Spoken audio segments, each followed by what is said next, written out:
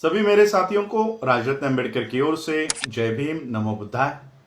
जैसे कि मैंने 2 दिन पहले एक वीडियो रिलीज किया था जिसमें मैंने कहा था कि साकेत में यानी अयोध्या में से जो बौद्ध अवशेष मिल रहे हैं उसका जतन करने के लिए हमने वो जो खुदाई वहां पे चल रही है, समतलीकरण का जो काम चल रहा है, उसके ऊपर रोक लगाने के लिए हमने एक पिटीशन तैयार की है। वो हम सुप्रीम कोर्ट में डालने जा रहे हैं। ये एक वीडियो से मैंने आप लोगों को जानकारी मांगी थी कि मुझे अभी के 21 मई 2020 को जो अवशेष मिल रहे हैं उसके कुछ फोटोज या वीडियोज हो तो वो मुझे मेल करे। तो बहुत लोगों ने मुझे वो ईमेल द्वारा वीडियोज भी भेजे और फोटोग्राफ्स भी भेजे। तो आप सभी लोगों का मैं आभार व्यक्त करता हूं। और अब वो फोटोज की जानकारी वो हम पिटीशन में लिखने का काम कर रहे हैं कि वो फोटोज, उसकी जानकारी क्या है, उसका डिस्क्रिप्शन क्या है, इतिहास क्या है और बौद्ध धर्म में उसका महत्व क्या है, ये पूरा सुप्रीम कोर्ट में हम वहां पर रख रहे हैं।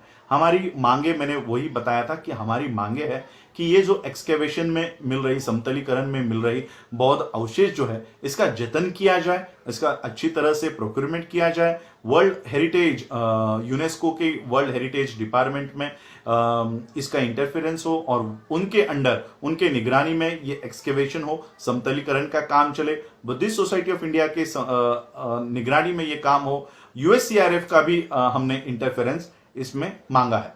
तो ये हमारी मांग है।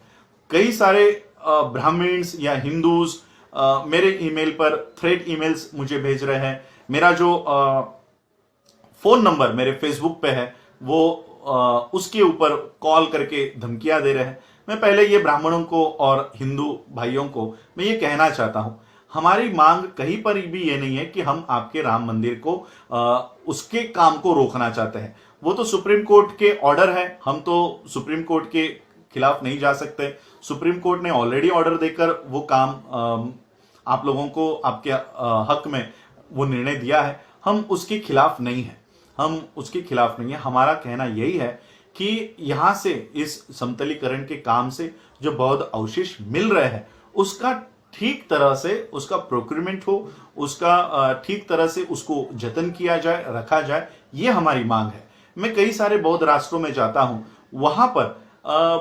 वहां पर तो नेचुरल, नैसर्गिक तौर पर भी कोई अवशेष नहीं है।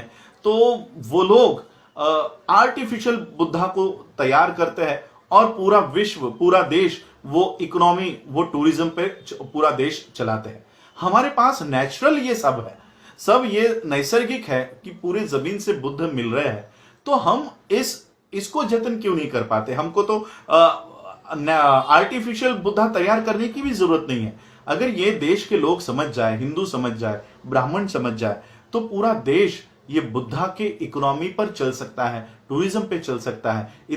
इतना बड़ा खजाना आप लोगों के पास है, इतना बड़ी संपत्ति आप लोगों के पास है, इसको क्रशर में डालकर आप लोग इसको तबाह कर रहे हो। मेरी आपसे हाथ जोड़कर विनती है, ब्राह्मणों से और हिंदुओं से मेरी विनती है कि बुद्ध के इन अवशेषों को इस तरह से नष्ट मत करो। ये कितने भी पैसे, करोड़ रुपए भी लगा दोगे तो भी ये फिर से नहीं मिलेंगे। और इसलिए मेरी आप लोगों से विनती है कि ये जो अवशेष है ये इसका जतन किया जाए। हम कहीं नहीं ये विरोध कर रहे कि राम मंदिर हम नहीं बनने देंगे। हमारा यही पिटीशन का हमारे दावा यही है कि वो सारे अवशेष, उनका जतन किया जाए, उन्हें ठीक तरह से रखा जाए।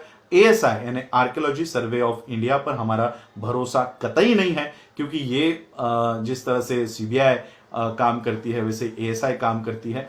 तो हमें पता है ये किन की बातों के ऊपर काम करेंगे। इसलिए हमने यूनेस्को के इंटरफेरेंस का बात रखा है, यूएससीआरएफ के इंटरफेरेंस का बात रखा है। तो यही हमारी अपील है। दूसरी एक बात मैं आप लोगों को और बताना चाहता हूं। जैसे ही हमने ये पिटीशन डालने की बात कही, अब ये पिटीशन 1-2 दिन में बनकर डल जाएगी। ऑनलाइन ही ये सारा काम चल रहा है क्योंकि लॉकडाउन है। तो अब बुद्धिस्ट सोसाइटी ऑफ इंडिया के और एक गुट से ये मैसेज आया है कि वो पिटीशन बना रहे हैं और वो पिटीशन डालने का काम कर रहे हैं। और इनके अध्यक्ष है डॉक्टर पीजी ज्योतिकर। अब ये पीजी ज्योतिकर के बारे में मैंने बहुत लोगों को पहले ही आगाह कर रखा हुआ है। मैं अब ये फिर से आगाह करना चाहता हूं कि ये लोग फिर से एक पिटीशन बनाएंगे और फिर वो सुप्रीम कोर्ट में डालेंगे और फिर इस केस को कमजोर करने का काम करेंगे। ये जो डॉक्टर पीजी ज्योतिकर है, 2001 में ये इसी राम मंदिर के निर्माण में जो रैली निकाली जा रही थी, जो लाल कृष्ण आडवाणी ने रैली निकाली थी, ये डॉक्टर पीजी ज्योतिकर उस रैली को स्वागत करने के लिए वहां पर खड़े थे। और ये टाइम्स ऑफ इंडिया ने कहा है, मैंने 2001 में तो मैं पढ़ाई कर रहा था, मैं मेरे ख्याल से 12th में था, तो मुझे पता भी नहीं है ये कौन है, मैंने अभी ये पढ़ा था और ये न्यूज में आप लोगों के लिए नीचे दे रहा हूं। ये क्या है न्यूज, टाइम्स ऑफ इंडिया की न्यूज है और आरएसएस की रैली को ये संबोधित कर रहे थे और इनका उल्लेख किया गया है वीएचपी टॉप मोस्ट लीडर, यानी विश्व हिंदू परिषद के top most leader doctor PG Jyotikar. तो ऐसे लोग भी अपील कर रहे हैं कि हम सुप्रीम कोर्ट में याचिका डालने जा रहे हैं।